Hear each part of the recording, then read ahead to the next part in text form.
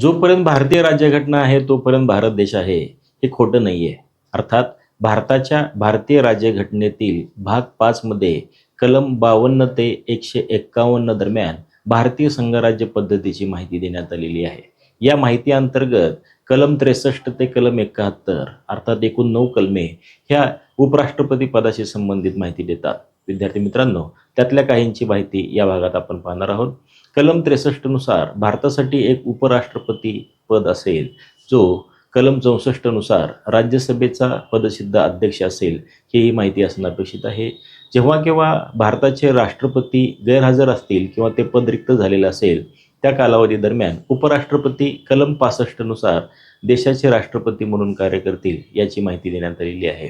तर कलम 66 मध्ये त्यांच्या निवडणुकीची प्रक्रिया काय असेल, ही माहिती देण्यात आलेली आहे. इथे थांबूया. पुन्हा पाहू नवीन माहिती. धन्यवाद.